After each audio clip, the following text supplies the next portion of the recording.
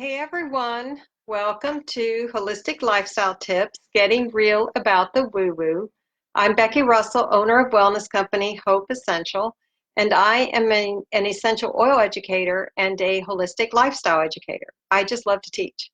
And I also love to spread the news about a holistic lifestyle.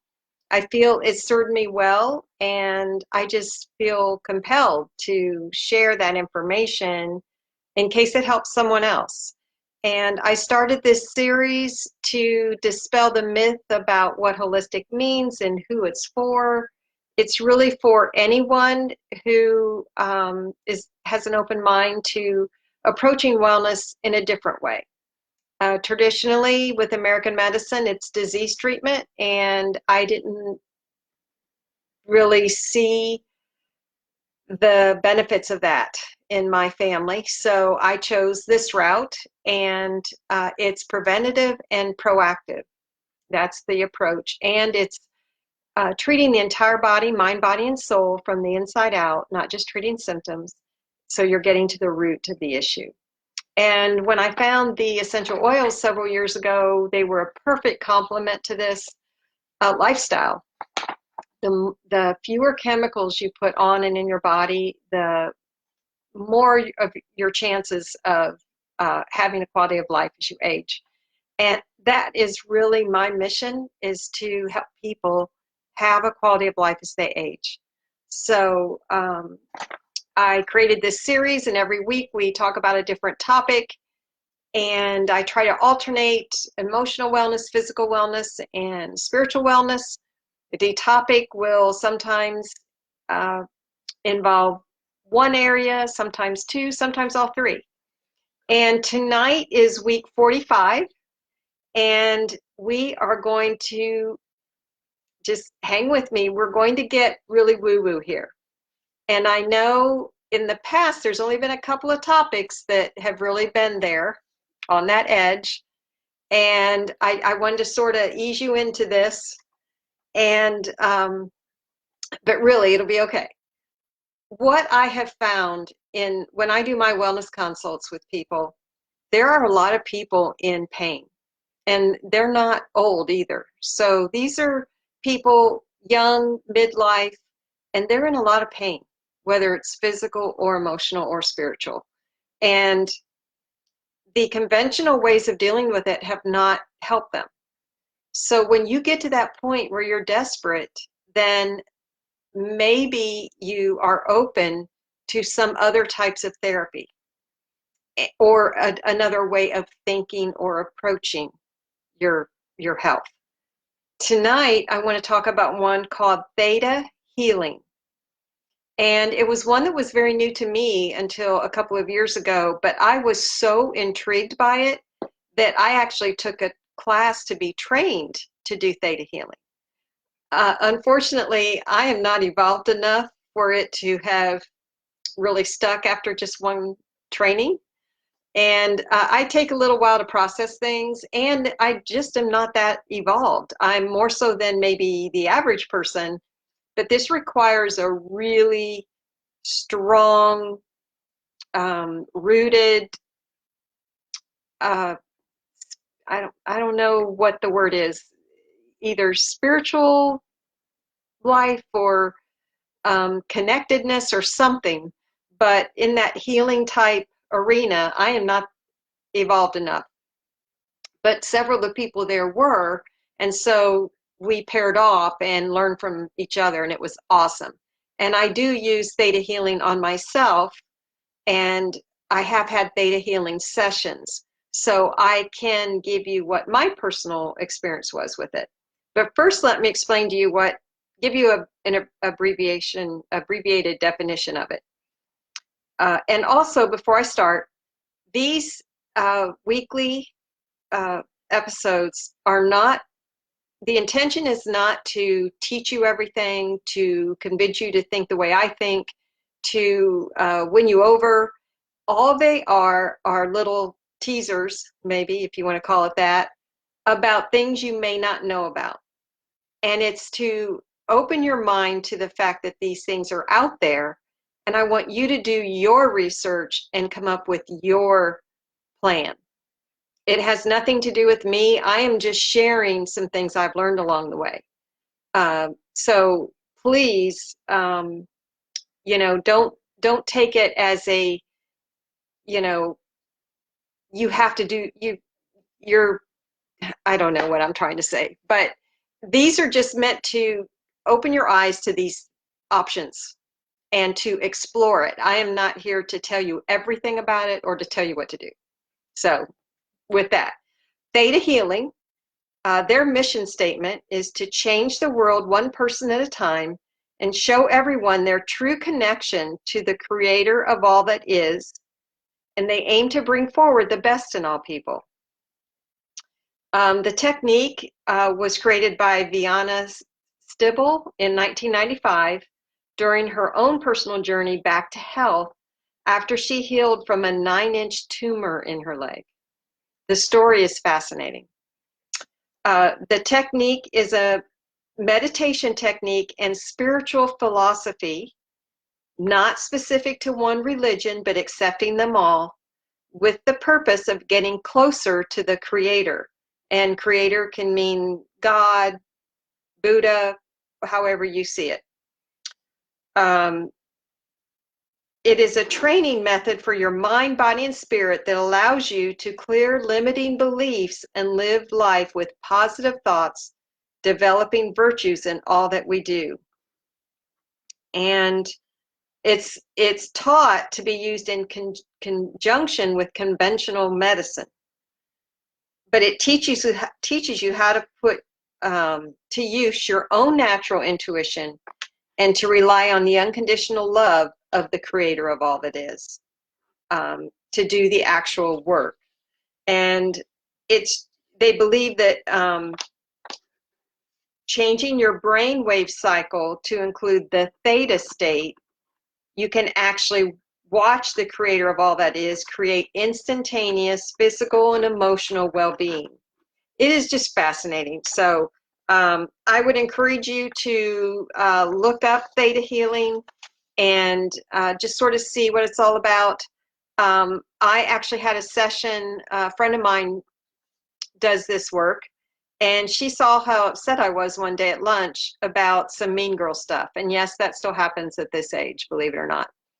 And it just felt like a pattern was repeating itself, and I was so upset. And it was really affecting me and really my business, because I was going to just sort of stay away from a whole network of people because of this. Hi, Cecilia. And so she said, let's do a session. So we did a Theta Healing session, and it just basically, I don't go into that Theta Healing, Theta brainwave, but she does. And it's just a way to sort of change those tapes in your mind. And it just helped me to understand that whatever was going on with those women, it was about them, not me. And you could have just told me that, but just telling me that would not have had the same amazing healing effect as this session. So after that session, I was able to go back to that meeting and be around those people and truly embrace that it wasn't about me. And they acted fine around me. So I don't know what was going on, but it was very unsettling. Hey, Mary. So it was very liberating and empowering to be able to go back into that setting and not have all that angst and sensitivity and all that. So I really think it's a useful type of therapy. So just check it out. Do some research, see what you think. The other topic I want to talk about briefly is epigenetics. And I don't know if you've heard about this or not, but it's the study of changes in organisms caused by modification of gene expression rather than alteration of the genetic code itself. So the idea, and the other thing that has come from this study, is The idea is that trauma can leave a chemical mark on a person's genes, which then is passed down to subsequent generations. That's pretty heavy. So it's hard for some people to accept that that's a real thing. But if this is something that sort of, oh, that intrigues you, just check it out. Bruce Lipton is one of the main public speakers on this. He is a cellular biologist and former associate professor at the University of Wisconsin School of Medicine. His pioneering research on cloned stem cells at Wisconsin presaged the revolutionary field of epigenetics, the new science of how environment and perception control genes. His later research at Stanford University School of Medicine revealed the nature of the biochemical pathways that bridge the mind-body duality. This is really cool stuff, but it's a very deep subject and maybe controversial, but it's something you don't just dip into. It's a very deep subject. So it is something you'd have to take some time in researching. But he's on YouTube. He has a bunch of videos on there. But someone has written a really cool explanation that might put it more in layman's terms about how this epigenetics theory works. So here's the analogy that someone came up with. Think of the human lifespan as a very long movie. The cells would be the actors and actresses, essential units that make up the movie. DNA would be the script, instructions for all the actors so that they could perform their roles. The DNA sequence would be the words on the script, and certain blocks of these words that instruct key actions or events to take place would be the genes. The concept of genetics would be like screenwriting. Follow the analogy so far? So the concept of epigenetics would be like directing. The script can be the same, but the director can choose to eliminate or tweak certain scenes or dialogue, altering the movie for better or worse. So if you think about it, if you took a plot and the same actor, same plot, and you had Steven Spielberg direct that movie, and then you took the same components and had Woody Allen direct that same movie from that screenplay, you would have an entirely different movie because those directors have their own flair and they're going to put their own spin on things. So that, to me, that's fascinating.